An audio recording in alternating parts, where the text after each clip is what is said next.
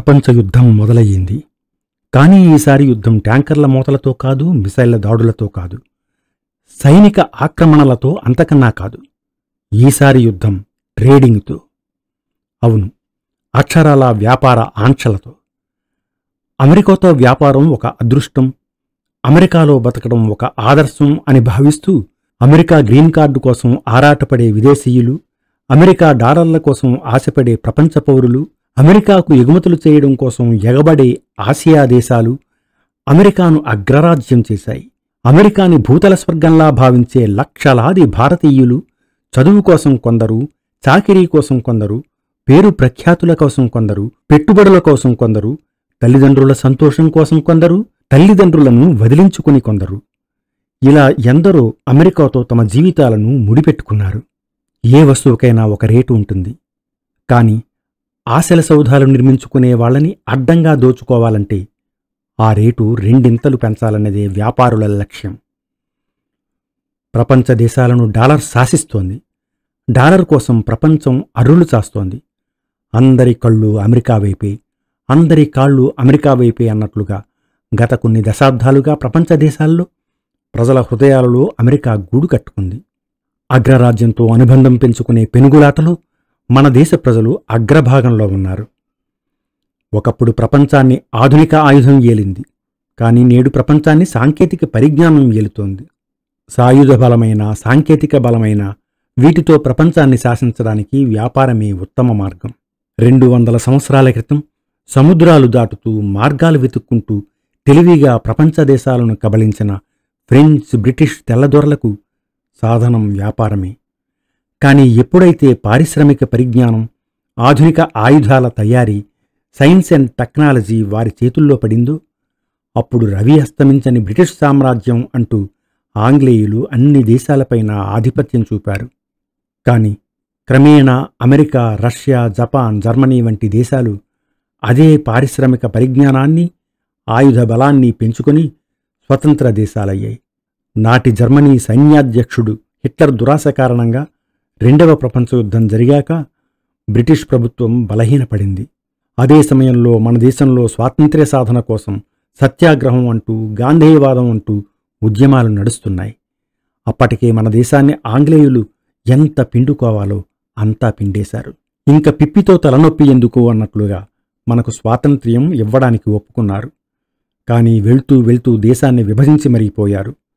అప్పటి నుండి అంచెలంచెలుగా ఆధునికతను పెంచుకుంటూ అభివృద్ధి చెందుతున్న దేశాల లిస్టులో మన దేశం 1వ స్థానానికి ఎదిగింది. ఇప్పుడు అగ్రరాజ్యాలతోనే పోటీ పడుతూ విజ్ఞానపరంగా, ప్రజ్ఞానపరంగా అణుబాంబు నుండి అంతరిక్షయానం వరకు, కంప్యూటర్ నుండి ఆర్టిఫిషియల్ ఇంటెలిజెన్సీ వరకు ఎలక్ట్రానిక్ రంగంలోనూ, ఫార్మా రంగంలోనూ పోటీపడి అభివృద్ధి సాధిస్తూ అమెరికా, జపాన్, జర్మనీ వంటి దేశాలకి మేధోవనరులను అందిస్తూ బలమైన రూపాయి నుండి బలమైన డాలర్కి సవాలు విసురుతూ ఆర్థిక శక్తిగా 5వ స్థానానికి ఎదిగింది. రష్యా నుండి మన దేశం చమురుకుంటోందనే ఆరోపణ కేవలం ఒక కుంటిసాకు మాత్రమే. ట్రంప్ అసలు ఉద్దేశం భారత్ అభివృద్ధికి అడ్డు తగలడం. తమ దేశంలో భారతీయుల సంఖ్య నానాటికి పెరిగిపోయి పాతుకుపోవడం కూడా ట్రంప్కి ఆందోళన కలిగిస్తోంది. మెక్సికన్లు, కెనడియన్లు, భారతీయులు, చైనీయులు జీవనోపాధి కోసం వెళ్లి అమెరికాలో స్థిరపడి ఆ దేశ ప్రగతిలో భాగం పంచుకున్నారు. కాని క్రమేణా అమెరికన్ యువతకు ఉద్యోగ ఉపాధి అవకాశాలు తగ్గిపోతున్నాయి. ఇది అమెరికా ప్రభుత్వానికి ఆందోళన కలిగించే అంశమే.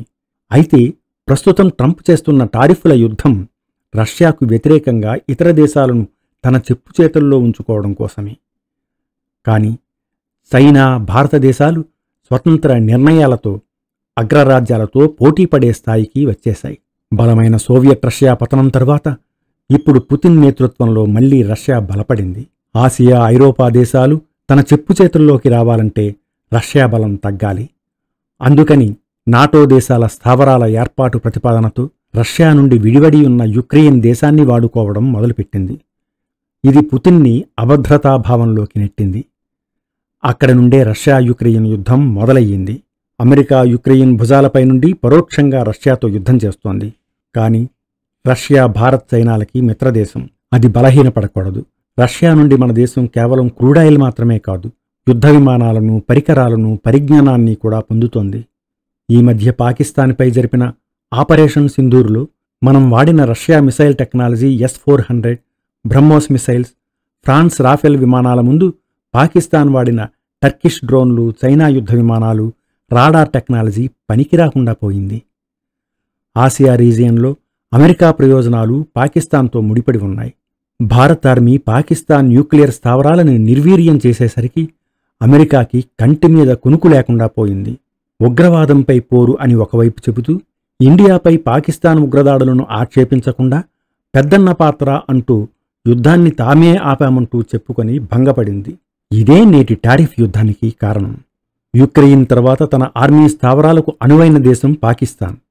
అందుకని పాకిస్తాన్ని తన అవసరానికి వాడుకుంటూ మధ్య ఆసియా దేశాలను అదుపు చేయాలనే పెత్తందారీ బుద్ధితోనే ట్రెడిషనల్ యుద్ధం కన్నా ట్రేడింగ్ యుద్ధమే బెటర్ అని భావించి ఇలా టారిఫ్లు పెంచుతూ చైనా, భారతదేశాల వాణిజ్యాన్ని దెబ్బతీసి తన ఆశయం నెరవేర్చుకోవాలనే కుతంత్రానికి తెరలేపాడు. నిజానికి రష్యా నుండి మన దేశమే కాదు, ఐరోపా, అమెరికా దేశాలు కూడా అనేక కొనుగోళ్లు చేస్తున్నాయి. మరి టారిఫ్లు మనపైనే ఎందుకు అంటే ఇందుకే. మన దేశం అమెరికా చెప్పుచేతల్లో పనిచేయాలి. పాకిస్తాన్ మన దేశానికి పక్కలో బల్లెంలా పదునుగా ఉండాలి. రష్యా, చైనాలకు దగ్గరగా తమ సైనిక స్థావరాలు పటిష్టంగా ఉండాలి. టోటల్గా ప్రపంచ దేశాలపై తన డాలర్ ఆధిపత్యానికి ఎదురు లేకుండా ఉండాలి. ఆ దేశ ఆదాయ ఫలాలను ఆ దేశ యువత మాత్రమే అనుభవించాలి.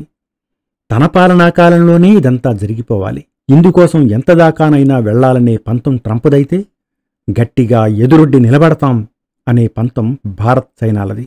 సరిహద్దు వివాదాలతో యుద్ధం దాకా వెళ్లిన చైనా, భారతదేశాలు ఇప్పుడు రష్యాతో కలిసి ఒక్కటిగా నిలబడటం చూస్తే ఒక రకంగా ట్రంప్ చేస్తున్న ట్రేడ్ వార్ ఆసియా దేశాలని ఒక్కతాటిపై తెచ్చేలా ఉంది.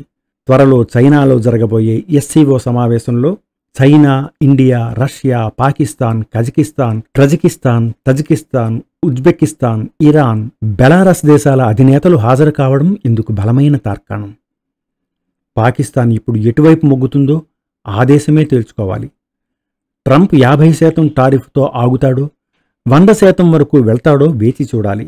సైనిక శక్తితో చేసే యుద్ధంలో నష్టం రెండు వైపులా ఉంటుంది. కాకపోతే ఓడినవాడికి ఎక్కువ, గెలిచినవాడికి కొంచెం తక్కువ. సేమ్ టు సేమ్ ఈ ట్రేడ్ వార్లో కూడా ఇలా అధిక మొత్తంలో టారిఫ్లు విధించడం, ఆంక్షలు పెట్టడం వలన రెండు వైపులా నష్టం ఉంటుంది.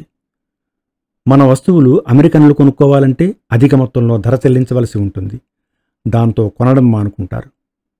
కొనడం మానుకోవడం వల్ల మన వ్యాపారులు తమ వస్తువులను ఇతర దేశాలకు అమ్ముకుంటారు.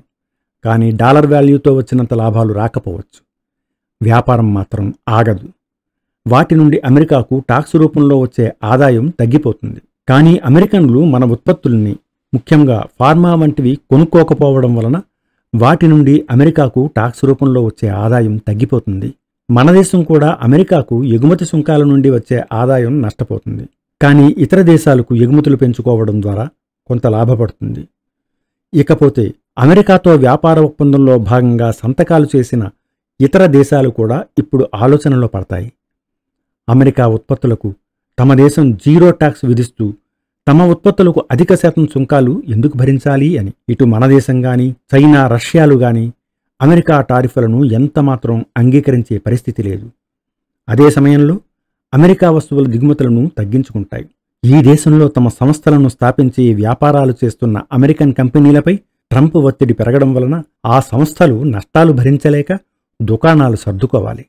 లేదా అమెరికాలో ట్రంప్ నిర్ణయాలకు వ్యతిరేకంగా పోరాడి తిరిగి సాధారణ పరిస్థితులు వచ్చేందుకు ప్రయత్నించాలి. లేదా మరో 4 ఏళ్లు ట్రంప్ అతిని భరిస్తూ ఎన్నికల వరకు ఎదురుచూడాలి.